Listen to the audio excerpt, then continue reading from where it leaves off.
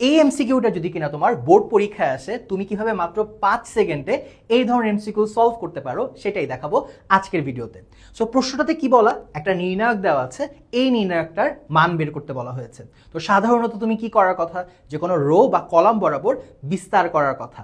But যদি কিনা তোমার ম্যাট্রিক্সটা থাকে একটা ডায়াগোনাল বা কর্ণ ম্যাট্রিক্স, সেটার জন্য কিন্তু আলাদা একটা হ্যাক আছে। তোমাদের ছোট্ট করে একটু মনে করিয়ে দিই যে ডায়াগোনাল ম্যাট্রিক্স বা কর্ণ ম্যাট্রিক্স কাকে বলে।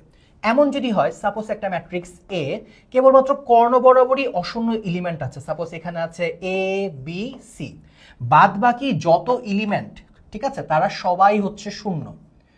কর্ণ ছাড়া যারা আছে তারা সবাই যদি শূন্য হয়, তখন আমরা সেই ম্যাট্রিক্সগুলোকে বলি ডায়াগোনাল ম্যাট্রিক্স। এবং যদি এই এলিমেন্টগুলো সমান হয় তখন আমরা বলি স্কেলার ম্যাট্রিক্স। এবং এই এলিমেন্টগুলো যদি 1 হয় তখন আমরা অভেদক বা আইডেন্টিটি ম্যাট্রিক্স বলি। এই ম্যাথ সলভের জন্য এত কিছু জানা লাগবে না, তুমি জাস্ট দেখবে যে নির্ণায়কটার মান বের করতে বলা হয়েছে সেই নির্ণায়কটা যে ম্যাট্রিক্স সেটা আসলে ডায়াগোনাল বা কর্ণ ম্যাট্রিক্স কিনা।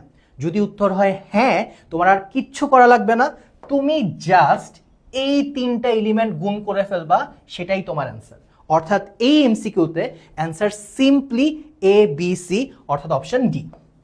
সিমিলার আরেকটা প্রশ্ন দেখি, আরেকটা বোর্ড পরীক্ষায় আসা প্রশ্ন। সো এখানেও দেখো এই যে ম্যাট্রিক্সটা দেওয়া, এই ম্যাট্রিক্সটা হচ্ছে একটা ম্যাট্রিক্স পি, যে পি এর নির্ণায়কের মান বের করতে বলা হয়েছে। সো এই ম্যাট্রিক্সটার শুধু কর্ণ বরাবর এলিমেন্ট আছে, বাকি সবাই শূন্য, তার মানে এটা একটা কর্ণ ম্যাট্রিক্স। তার মানে আর কিচ্ছু করতে হবে না, 3 গুণ 4 গুণ 5, 3 4 12 আর 5 12 হচ্ছে 60, তার মানে এখানে অ্যান্সার অপশন সি। আমি তো করে দিলাম, এবার তোমরা আমাকে জাস্ট কয়েক সেকেন্ডের মধ্যে জানিয়ে দাও এই এমসিকিউটার অ্যান্সার কি হবে, এবং অবশ্যই অ্যান্সারটা কমেন্টস বক্সে জানিয়ে দাও।